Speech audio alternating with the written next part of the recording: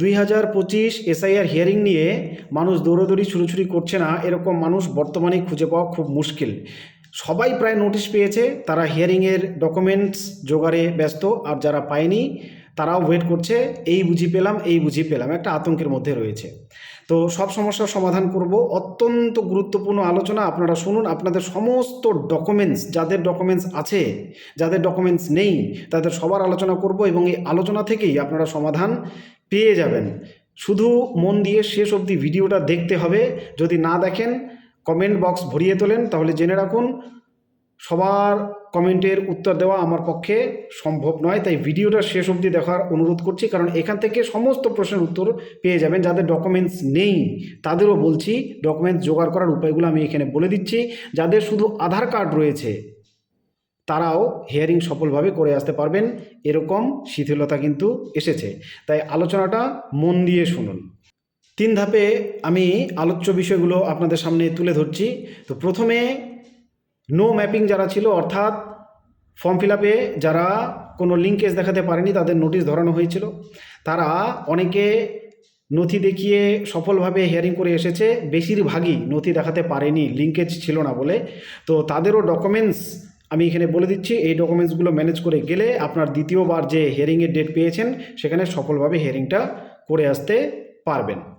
এবার দ্বিতীয় দফায় পেয়েছে এলডি, অর্থাৎ লজিক্যাল ডিসক্রিপেন্সি। যতজন মানুষের ছিল, যাদের বিএলও আন্ডারটেকিং নিয়ে ডকুমেন্টস আপলোড করে দিয়েছিল এবং ভেবেছিল হয়তোবা আমার সফল হয়ে গেল, আমি নোটিশ পাবো না, কিন্তু সকলে নোটিশ পেয়েছে। যতগুলো এলডি কেসেস ছিল সবাই নোটিশ পেয়েছে এবং সবাইকে শুনানিতে উপস্থিত হতে হচ্ছে এবং হতে হবে।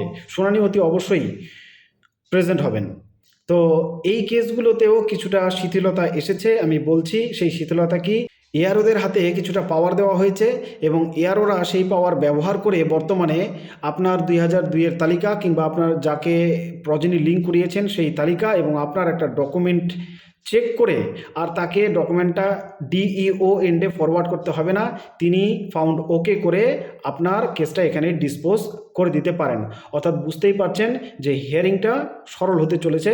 ডকুমেন্টসগুলো খুব ইম্পর্টেন্ট। কী কী ডকুমেন্টস আমি লিস্টটা বলছি, তার আগে আলোচনা করে নিই যে আরেক দফা হিয়ারিং নোটিশ পাওয়া বাকি আছে, যাদেরকে আদার্স বলা হয়েছে। আদার্স অর্থাৎ যারা এখনও হিয়ারিং নোটিশ পায়নি।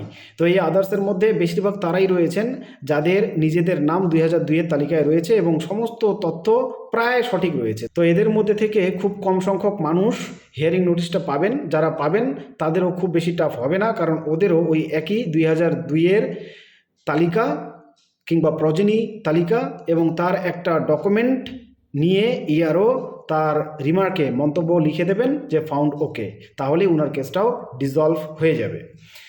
এবার আলোচনায় আসি যে ডকুমেন্টসগুলো আপনার হাতের নাগালে সেগুলো, এবং তারপরেও আপনার হাতের নাগালে যদি কোনো ডকুমেন্টস না থাকে সেগুলো কোথা থেকে কিভাবে জোগাড় করবেন সেটা আমি আপনাদেরকে জানাচ্ছি। তো প্রথমেই জন্ম সার্টিফিকেট, এটা অ্যাকাডেমিক সার্টিফিকেট, অর্থাৎ মাধ্যমিকের উপরে আপনার যদি কোনো অ্যাকাডেমিক কাগজপত্র থাকে, সার্টিফিকেটসগুলো, অ্যাডমিট নয়, সার্টিফিকেটসগুলো, সেগুলো যে কোনো একটা মাধ্যমিকের থাকলেই হবে। তারপরে আপনার যদি পাসপোর্ট থাকে। এরপরে আসি এসইসিসি, এই নথি নিয়ে ভিডিও করেছিলাম, আমি বলেছিলাম এই নথিটা ইম্পর্টেন্ট। আপনার যদি কোনো নথি না থাকে এসইসিসিটা জোগাড় করে হিয়ারিংয়ে যান, তালিকাটা নিয়ে আপনার হিয়ারিং সফল হয়ে যাবে। এই এসইসিসি এবং আইসিডিএস রেজিস্টার বা আইসিডিএস ফ্যামিলি রেজিস্টার, এই দুটো নথি কিন্তু আপনি যদি গ্রামাঞ্চলে থাকেন তাহলে জিপি অফিসে এবং শহরাঞ্চলে মিউনিসিপ্যালিটি অফিস থেকে অতি সহজে জোগাড় করতে পারবেন। অনলাইনেও ডাউনলোড করতে পারবেন যদি আপনার PMAY আইডিটা থাকে, অর্থাৎ আপনি যদি প্রধানমন্ত্রী যোজনার ঘর পেয়ে থাকেন, আপনার আইডি থেকে থাকে, সেক্ষেত্রে আপনি অনলাইনে ডাউনলোড করতে পারবেন। কিভাবে আমি দেখিয়েছি, ভিডিওটা লিঙ্ক নিচে দেওয়া আছে কমেন্ট বক্সে, দয়া করে চেক করে নেবেন বা চ্যানেলটাকে খুঁজে দেখবেন, ভিডিওগুলো পেয়ে যাবেন, চেক করে নেবেন। কিন্তু একটা কথা আপনাদের জানিয়ে রাখি যে ওয়েস্ট বেঙ্গল যদি WB লেখা থাকে আইডির সামনে, তাহলে আপনার কিন্তু PMID যে এসইসিসি সার্টিফিকেট ডাউনলোড সেটা কিন্তু আপনি করতে পারবেন না। সেক্ষেত্রে আপনি বাংলার বাড়ি যে সার্টিফিকেট সেটা ডাউনলোড করে নিতে পারবেন। এটাও কিন্তু একটা কার্যকরী সার্টিফিকেটগুলো ডাউনলোড করে কর্তৃপক্ষের দ্বারা, অর্থাৎ জিপি অফিস কিংবা মিউনিসিপ্যালিটি অফিসে গিয়ে এক্সিকিউটিভ অথবা প্রধান দিয়ে সই সিগনেচার করে নিয়ে হিয়ারিংয়ে উপস্থিত হবেন যদি আপনার নথি না থাকে। লিঙ্ক কমেন্ট বক্সে আবার স্মরণ করিয়ে দিচ্ছি। এছাড়া আপনার আছে প্যান কার্ড। এই প্যান কার্ড একটা এমন নথি যেটা আপনি আজকেই অ্যাপ্লাই করতে পারেন। এখানে আলোচনা করে নিই যাদের হচ্ছে নামের সমস্যা, অর্থাৎ বাবার নামকে প্রজনী করেছে বা মার নামকে প্রজনী করেছে, এখন বাবার নামের বা মার নামের সাথে লিঙ্কটা ঠিক মিলছে না বা বয়সের ফারাক এসেছে মাত্র 15 বছর, তারা একটা কাজ ইমিডিয়েট করতে পারেন, সেটা হচ্ছে প্যান কার্ডটা অ্যাপ্লাই করে দিতে পারেন। এই প্যান কার্ডে আপনি চাইলে বাবার নাম কিংবা মার নাম, যাকে আপনি প্রজনী লিঙ্ক করাবেন তার নামটা ওখানে ঢুকিয়ে দিন, 2 দিনে আপনি প্যান কার্ডটা পেয়ে যাবেন, ই প্যান। সেটা নিয়ে হিয়ারিংটা করে আসুন, সমস্যার সমাধান। আরও আছে উপায়, একদম সরল, আপনার নিজের হাতের কাছে। রেশন কার্ড, এই রেশন কার্ড নিয়ে আজকেই আমি একটা ভিডিও বানালাম। আপনার যে রেশন কার্ডটা আছে এটাকে আপনি এসআইআর নথি বানাতে পারবেন। এই নথিটাতে আপনি কিভাবে ইউজ করবেন, আপনার যত অমিল থাকুক, আপনার বানানের ভুল এসেছে, বয়সের ভুল এসেছে, সারনেম মিসম্যাচ এসেছে, বাবার নামের জায়গায় মার নাম, দাদুর নাম, ঠাকুরদার নাম কি এসেছে, আপনি একটা কাজ করতে পারেন। আমি যে ভিডিওটা দেখেছি সেটা একটু দেখে নিয়ে আপডেট করে নিন আপনার রেশন কার্ডটা। আপনি নিজে মোবাইলে 5 মিনিটের কাজ। ওখানে গিয়ে আপনি যাকে প্রজনী দেখাতে চাইছেন বা যাকে প্রজনী দেখিয়েছেন তার নামে যদি গণ্ডগোল থাকে সেগুলো আপনি অনলাইনে কারেক্ট করে নিতে পারেন শুধু মোবাইলের মাধ্যমে 5 মিনিটে। আপনি আপনার নাম, আপনার বয়স, আপনার বাবার নাম, আপনার জেন্ডার মেল না ফিমেল, আপনার অ্যাড্রেস সব কিছু শুধুমাত্র মোবাইলের মাধ্যমে 5 মিনিটে আপলোড করে নিতে পারবেন এবং সঙ্গে সঙ্গে সেই ই প্যান কার্ডটা কিন্তু ডাউনলোড করে নিতে পারবেন। ই প্যান দিয়ে আপনার শুনানিটা হয়ে যাবে। যদি আপনি বাবার নাম খুঁজে না পান, মার নাম খুঁজে না পান, প্রজনীর নাম খুঁজে না পান, তাহলে এক্ষুনি আপনার নিজের হাতে রয়েছে এই জিনিস। আপনি গিয়ে রেশন কার্ডটা নিজে নিজে আপডেট করে নিন। শুধু তার জন্য আপনার আধার কার্ডের সাথে মোবাইল নাম্বারটা লিঙ্ক থাকতে হবে।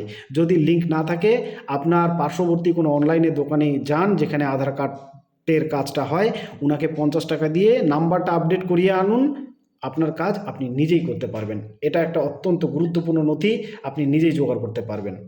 তারপরে আপনার রয়েছে সার্ভিস আই কার্ড। আপনি যদি গভর্নমেন্ট এমপ্লয়ি হয়ে থাকেন, আপনার গভর্নমেন্টের সার্ভিস করার যে রেকর্ডগুলো, যে পেপারসগুলো, সেগুলো দিয়ে আপনার হয়ে যাবে, বা পেনশন পেপারস হলেও আপনার হয়ে যাবে। এছাড়াও রয়েছে 6 জন প্রজনী সমস্যা এবং বাড়ির বাইরে যদি আপনার কেউ থেকে থাকে এবং তার হয়ে আপনাকে শুনানি করতে হয়, সেই জনিত কাগজপত্র এবং ভিডিও লিঙ্ক আমি ডেসক্রিপশন বক্সে দিয়ে দেবো।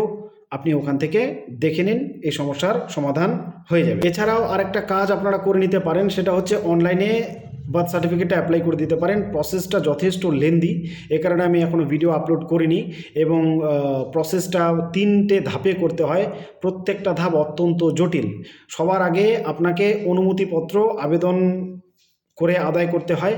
তারপরে আরও 2টো প্রসেস আছে, সেই 2টো কমপ্লিট করার পর অনলাইনে অ্যাপ্লাই করার পর অন্তত 15 দিন 1 মাস পরে আপনি সার্টিফিকেট পাবেন। কিন্তু আমি বলবো যাদের বার্থ সার্টিফিকেট নেই তারা দয়া করে প্রসেসটা একটু লেন্দি হলেও অ্যাপ্লাই করে রাখুন। আজকে না হোক কালকে কিন্তু আপনার কাজে দেবে এবং আপনি এই সার্টিফিকেটটা দেখিয়ে বাকি যে মিসম্যাচগুলো আছে সেগুলো ঠিক করে নিতে পারবেন।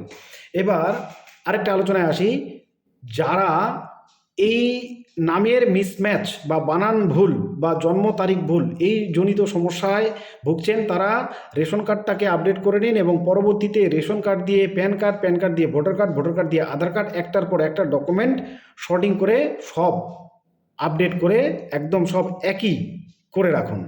আমি প্রসেসগুলো ধীরে ধীরে আলোচনা করব, ওগুলো এখনই অতটা ইম্পর্টেন্ট নয়, এই কারণে সেই বিষয়ে আমি পরে ভিডিও বানাবো এবং আপলোড করব। আপনারা শুধু চ্যানেলটাতে জুড়ে থাকবেন, তাহলে সমস্ত আপডেটগুলো পেয়ে যাবেন।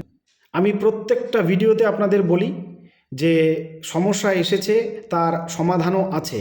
ধীরে ধীরে বুঝতেই পারছেন সমস্যা যেমন জটিল হচ্ছে, সমাধানও তেমনি কিন্তু এগিয়ে আসছে। তাই আপনাদের বলবো, সমস্যা যতই হোক এসআইআর কেন্দ্রিক আপনারা একদমই ভেঙে পড়বেন না। আজ না হোক কাল সমাধান বেরিয়ে আসবেই। যত রকমের সমাধান সম্ভব আমি সবগুলোই আলোচনা করছি, আলোচনা করে চলেছি শুরুর দিন থেকে। আমার এটাই প্রচেষ্টা আপনাদের পাশে থাকা এসআইআর প্রক্রিয়ায়।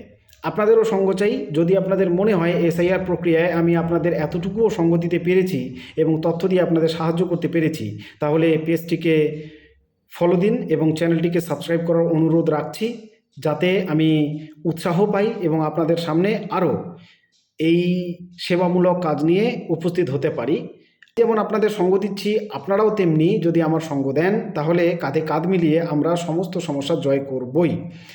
আপনারা ভালো মতোই জানেন যে একতাই শক্তি, একতাই বল, একথা আবার প্রমাণিত। আজকে এই যে শিথিলতা এসেছে এসআইআর হিয়ারিংয়ে, নিয়মে কিছুটা শিথিলতা এসেছে, সেটা কিন্তু এই যে দিকে দিকে জনরোষ, মানুষ ক্ষিপ্ত হয়ে উঠেছিল, প্রতিবাদ করছিল নানান রকম পদ্ধতিতে, তারই কিন্তু ফল আমরা পাচ্ছি। তাই আমাদের একসাথে থাকতে হবে। দেখুন, হিন্দু, মুসলিম, বৌদ্ধ, খ্রিস্টান, জৈন, সমস্ত ভারতবাসী আমরা ভাই ভাই। যত রকমের সমস্যা আসবে কাঁধে কাঁধ মিলিয়ে আমাদের লড়তে হবে। যারা জাতপাতের মন্ত্র দিয়ে আপনাকে সুরসুরি দেয়, হয় তাদেরকে দূরে সরিয়ে রাখুন বা তাদের থেকে দূরে সরে থাকুন। আমরা এক ছিলাম, এক আছি, এক থাকব। সমস্যা আসলে কাঁধে কাঁধ মিলিয়ে লড়াই করব। নিয়মে যতটা শিথিলতা এসেছে, আরও যদি জটিলতা আসে, আরও আমরা একত্রিত হব। অন্যায় দেখলে তার প্রতিবাদ করব এবং জয় আমাদের নিশ্চিত। পাশে থাকবেন। শেষ অবধি দেখার জন্য ধন্যবাদ।